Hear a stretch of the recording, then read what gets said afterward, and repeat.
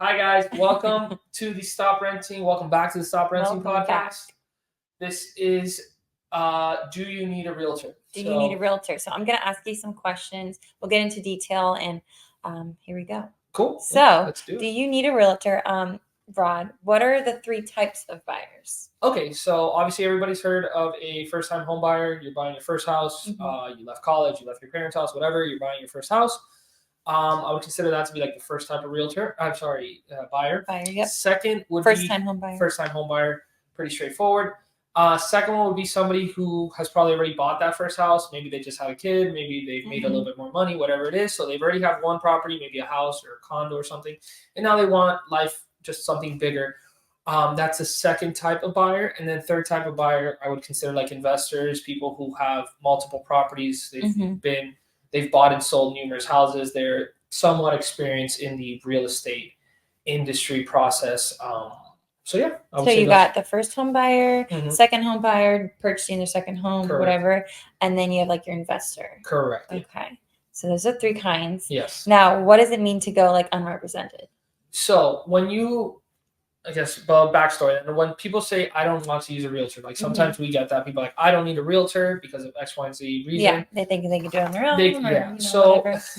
Exactly. So nothing wrong with that. Nothing wrong with it. You can definitely do it. But I think so going unrepresented. So when you say, I don't want to use a realtor, say whatever, you have several realtors reach out to you because you click something online and then a bunch of realtors call you and you're like, nope, I don't need any of your help. I'm going to find the house myself. I'm going to go to the listing agent by myself, or I'm going to talk to the seller by myself. I'm going to go completely unrepresented. Right. I think this is a really good question because a lot of people just think like, oh, the buyer's agent doesn't do anything. They're just opening the door, collecting their check, and then maybe they'll give me a bottle of wine. Yeah. But when you go without a buyer's agent, you are going unrepresented. And I'm glad we're using that word specifically because it's the same as like going to a court case without a lawyer. Like there's nobody. You're representing yourself. Correct. You're representing yourself. You're going unrepresented. So I think that's a lot of people that I hear say, I don't want to use a real estate agent. I'm going to just go straight to the listing agent or straight to the seller. I want people to know that means you're going unrepresented the same exact way as if you were going unrepresented to that's a good court case. Yeah, that's a good analogy. Which is the same way you could do it legally speaking. You can. There's nobody forces you to have a real estate agent. But do you know what that means if you're going unrepresented? Correct. Yeah, and I think exactly. I think in court cases it makes a lot of sense. People understand like I'm going without a lawyer. I'm representing myself. Whereas I think in the real estate industry, it's like, the other agent, the listing agent can represent both people. And that's something else we're going to talk about because legally they do not represent you. Or you don't, it's complicated. Yeah, so that's what unrepresented. Yes. Is there a benefit to going alone? So you kind of talked about that. I mean, the benefit. In a very specific cases. So I would like to say when you go unrepresented, I'm not even going to say anymore like you're going without a buyer's agent. I'm going to say, or not using a realtor. I'm going to say you're going unrepresented because that's the truth. When you go unrepresented, in very specific cases, if you find the perfect listing agent and the perfect seller who's this or that, there may be a way for you to save some money. Right. But the reality of the situation is if you had a buyer's agent helping you, you'd probably find those houses way faster and you would still be able to negotiate the price down and save whatever amount of money you think you're going to be saving. So I don't. Is there a benefit? I mean, it's a big, very specific situation, and you'd have to be looking. Not necessarily, almost, yeah. But you would have to be looking for a very specific listing agent, not the specific house. So the listing agent might be the one that's willing to give you some type of discount, but it's whatever house they happen to be selling, as opposed to when you're buying a house, you want to pick the house and then whatever deal with the agents after that. But so I guess it's a very specific. Not too many benefits, but. If you feel like you want to do it, then that's what you want to do. You're definitely not saving money right off the bat. Yeah, we'll talk about that in another episode. Yes. Yeah, that's a good one.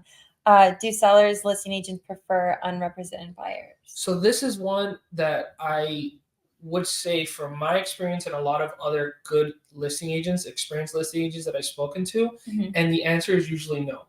Because when somebody comes unrepresented to your listing, right.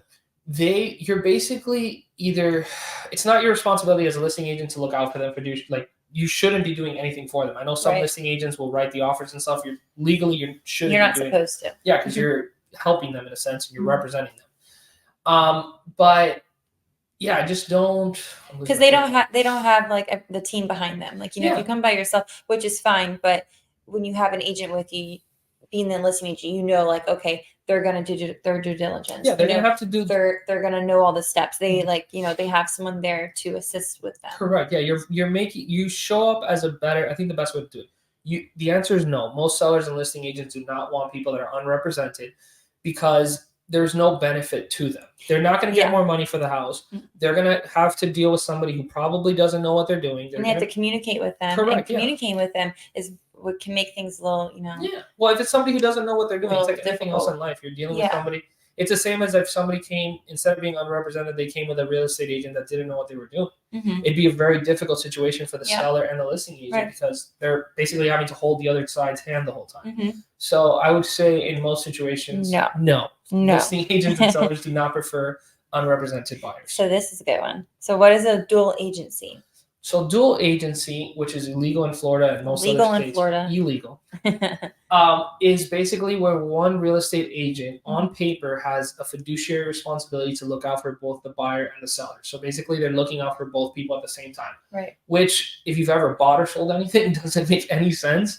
How can you be, truthful to both parties? Yeah, which is dangerous. Like I don't know. Yeah, I don't understand that one, and I'm glad it's illegal, and it should be, because it basically means that on paper that one agent has a responsibility to two parties who are in competition in a way for one property. Obviously, the buyer's trying to pay as little as possible, and the seller's trying to get as much as possible. And so, that's dual agency, which is illegal. So if you ever do think that by going straight to the listing agent, that listing agent is going to be looking out for you, they're not, because you legally can't. It'd be illegal for them to. And if they say, and I'm sure there's listing agents that will be like, oh yeah, I'll look out for you. There's no legal backing to that. That's if the transaction's perfect and there's no bumps in the road. Yeah, which happens sometimes. Which happens. But the first time a bump occurs, realize that the listing agent has a fiduciary responsibility to the seller. And not to the buyer. So who's looking out for the buyer? If you go out unrepresented, nobody. You would hope that you've watched enough podcasts and YouTube videos and Googled enough that whatever you are looking out for yourself. You're looking out for yourself. You're going out unrepresented.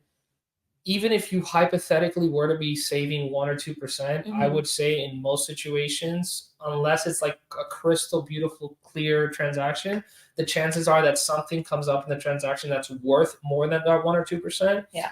And the buyer's agent, a good one, interview your agent. A good buyer's agent is going to save you that money more than if you just, whatever amount of money you made by going unrepresented or saved. It's not worth it. It's not worth it. But okay. Having to find the right listing agent, not the right house. Correct. And that's what I talked about a little bit before, was because when you do that, when you go unrepresented, you're doing it to save money, you basically have to go out there and find a listing agent who is willing to discount their commission and give it to you. And again, it's maybe 1 or 2% because they still have to get paid. They've done all the work to list the house. So maybe 1 or 2% that you save. I don't know. It's just, this doesn't make any sense. It doesn't make any sense, but that's okay. Be blunt. That's fine. That's what we're here for. That is why we're here. How to prepare for an offer. Can you make mistakes in the offer? What does that mean? So preparing the offer, and I think this is one where you really need a real estate agent. Yeah. If for nothing else. And it does. If for nothing else. Details. Yeah. Pay an agent. If you really don't want to use a real estate agent, a buyer's agent, please at least pay the agent to prepare the offer for you. Because if you make a mistake on that offer and you send your initial deposit, you're all happy, you get it, everything gets signed, and you send that initial deposit, whether it's 25 or 100, 300,000, whatever it is. If you made a mistake on that paperwork, which is literally like a button, like a check mark here or there, you could be out your entire deposit. Yeah. And we take classes to prepare those documentations. We've gone through seminars. We've taken time with lawyers, our title company of real estate lawyers. They've explained to us, we understand how those contracts are built, how they're meant to be used, where the pitfalls, where the traps are.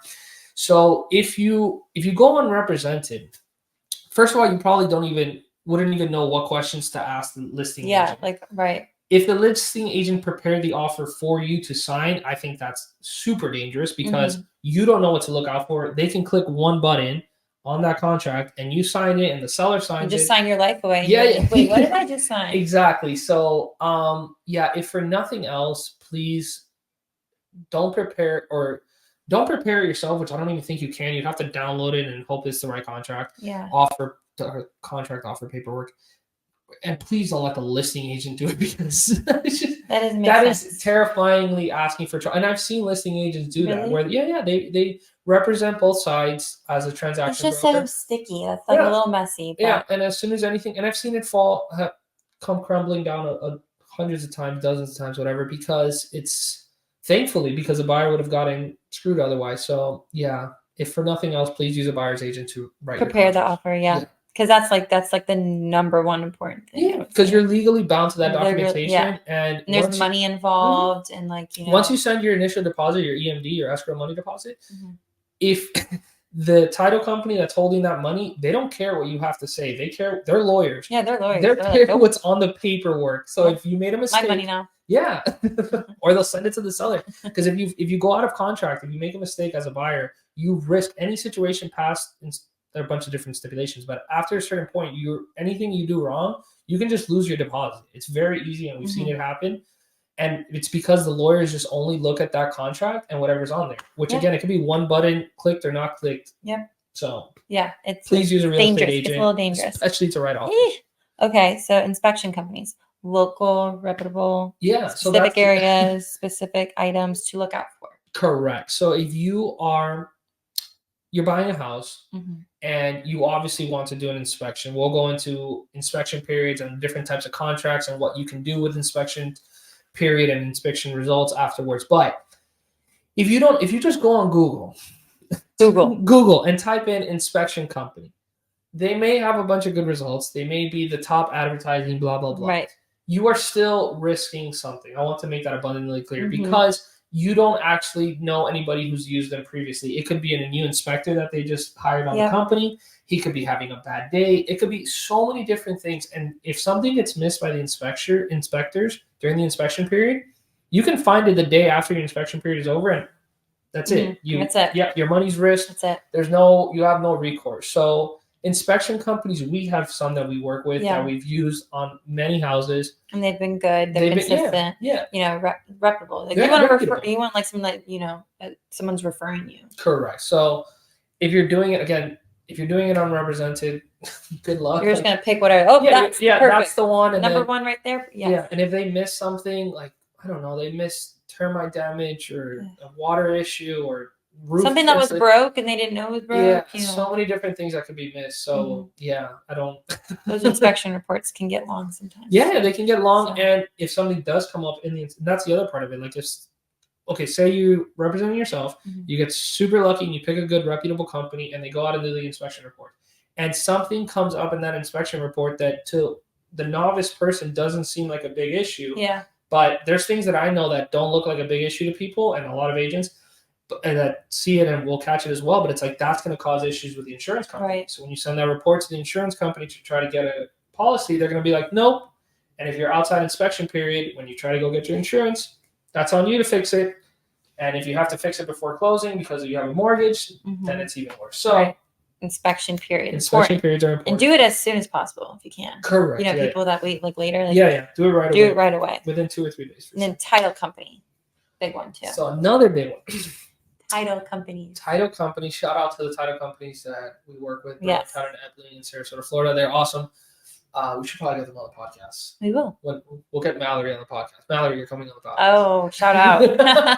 So bring the baby. I gotta stop scratching my eye. But you're gonna make me want to scratch my eye when you keep doing that. So title companies are another thing. So title company, when you buy or sell a house, you're going to have to pay the title companies a certain amount of money. They're the ones that handle all the money in between the transaction. They do all the title search, make sure the house you're buying has a clean title, that's no liens or permit violations. This is another one where if you just you type in title companies in Sarasota or wherever you're buying your house, it's the luck of the draw. And maybe you try to shop them. I've seen people do this where they try to shop title companies to save a couple $100. Right, like look at their different closing costs and correct. Like what are they, if charge? They miss something, that is a major issue. It can derail your mortgage process if there's an outstanding permit violation or code violation.